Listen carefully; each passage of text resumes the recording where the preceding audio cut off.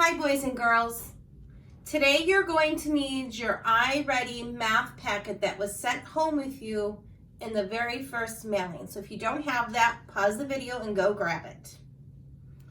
Okay, our I can statement today is I can solve add to word problems. If you remember, when we're doing add to word problems, we're taking two things or one thing and we're adding to it. That is a little different than our put together word problems. Put together word problems, we would take a set of markers and another set of markers and we would put them together. We're talking about add to word problems. So we might have 25 markers and we might add to that amount of markers. So keep that in mind as we're solving this. Let's say that I can statement together. I can solve add to word problems. Let's read the first one. I'm going to do it for you. There are some dog bones in the dog snack jar. So that word some, I'm going to box it because it's a number, but I don't know what that number is. Mr. Harley puts 45 more bones in the jar. So he's putting, so that means I have a jar full of dog bones and Mr. Harley is adding 2. So I have an amount and I'm adding 2, so it is that add to word problem. How many does he add to it? He adds 45. So right now my equation looks like this. Something plus 45. Okay, let's keep reading. Now there are 103 bones. Ooh. Now there's 103. That means how many there were already there? Mr. Harley adds to them. Now we get a total of 103. So if I take that equation and I turn it into a math mountain, I'm going to put in my symbols. It is something plus 45. So that would go here. Something plus 45 equals 103. That's my total. So that means I am looking for a partner. I'm going to box my number up here, which I did not do at first. It's important to box those numbers because it helps you to know what numbers you're working with. So this is what we started with. I'm going to label my equation because it helps me to make sure I understand it. So we started with some. This is how many Mr. Harley put in the jar. And this is the total bones that we have. All right, so if I'm looking at that math mountain, I can certainly say something plus 45 gives me 103. I could start with 45 and count up. That would take me a really long time. Or I can go down my math mountain and do 103 minus 45, and that should give me my partner. Because this is written horizontally, I'm actually going to change it because I can't do this in my brain, and I'm going to write a vertical equation. Oops, I wrote 43 though. I need to change it to a 45. So 103 minus 45. All right, circling my sign. Looking for a partner, not a total. My answer has to be less than 103, starring that ones column. 3 ones minus 5 ones. I have more on the floor, so I need to go next door. Unfortunately, there's a 0 there, so I can't get 10 from it. So Mr. Tens is going to go to Mr. 100, and there's a 1, so we're going to cross that out and turn it to a 0.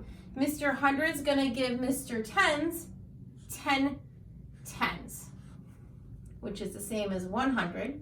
We still haven't fixed our problem yet, but now Mr. Tens can take one of those away, so he has 9, and give 1 10 to Miss Ones, and 10 plus 3 is equal to 13. Now I can subtract.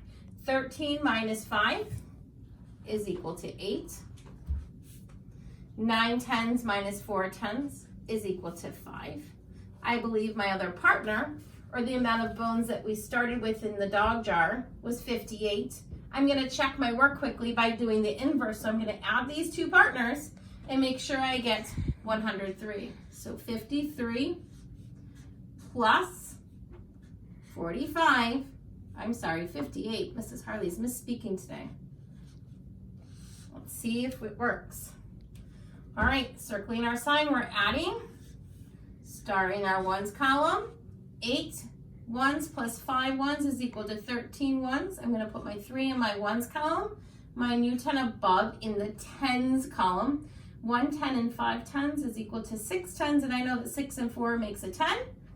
I'm gonna put a 0 in my tens column, and my new 100 above in the hundreds column, because I'm really adding 10 and 50, which is 60, and 60 and 40, which is 100. And 100 plus nothing gives us 100. That's our original that we got here. So the answer then is indeed 58 bones. Be sure to label your answer so that your reader knows exactly what you're talking about. All right, in your iReady packets today, you're gonna find number 1, and it is on page 10. So turn to page 10 and find number 1. We're gonna do this together.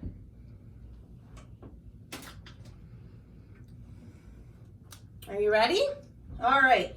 Tony has 37 building blocks. So I'm seeing Tony in my brain with 37 blocks. I'm gonna box 37. I'm gonna underline that label of building blocks that lets me know what I'm talking about. So he has 37, I'm gonna write that down here. Then he buys more blocks. He buys. He's adding to his 37 when he buys more. Does it tell me how many he buys? It doesn't. So I'm going to use that unknown box because it doesn't tell me how many more he bought. I don't know that. Now he has 51 blocks. Same label. We're talking about like objects, so we have to be either adding or subtracting there. It says he has 51. That's his total. So my equation should read 37 plus something gives us 51. Go ahead and label that equation. What would you put under 37? I'm going to say had. That's how many blocks he had. What would you put under your unknown box? If you wrote buys more or buys, that's perfect. It's letting us know that he's adding to that amount. And then for 51, I'm going to label it blocks. But I'm also going to write total. That's how many he has. Like I did last time, I'm going to turn this into a math mountain. I'm going to put in my symbols. So why don't you do that? Now if I look, I have 37 plus something. So I start with 37 plus something. I don't know what. And that gives us 51. Similar to my problem above, I'm looking for an unknown partner here. I can start with 37 and count on to 51, but I'm not going to do that because that would be more confusing to me. So instead I'm going to use the operation of subtraction, and I'm going to go this way down my math mountain. I'm going to say 51 minus 37, and that should give me that unknown partner. But again, it's written horizontally, so I'm going to rewrite it vertically because it's just so much easier for my brain to solve that way. And I'm going to do 51 minus 37 up and down in that vertical equation. All right, I'm subtracting, looking for a partner, not a total. Starting in that ones column. Are you ready? I want you to try to solve it. Pause the video and give yourself a minute to solve it.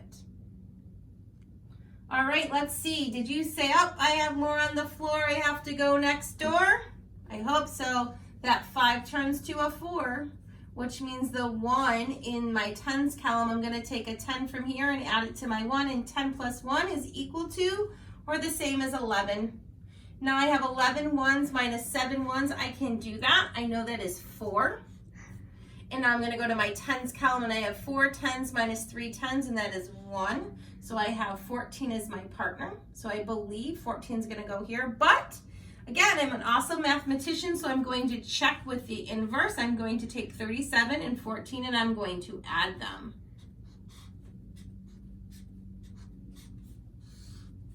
Okay, I'm circling my sign. I'm adding this time, looking for a total. 7 ones plus 4 ones is equal to or the same as 11 ones. I'm going to put my 1 in the ones column, and I need a new 10. It's going to go above in the tens column. 1 10 and 3 tens is equal to 4 tens. And 4 tens and 1 10 is equal to 5 tens. I get 51. That's matches, so it checks. That means that he bought 14 blocks. So for today, you're going to finish page 10 in your iReady math packet. Keep in mind that we are working on those add to word problems. It's when we're taking an object or an item, look at those labels, and we're adding to it. So in this one, Tony had some building blocks. He bought more. He added to the amount that he began with. So our can statement for today, say it with me. I can solve add to word problems. Have a great day.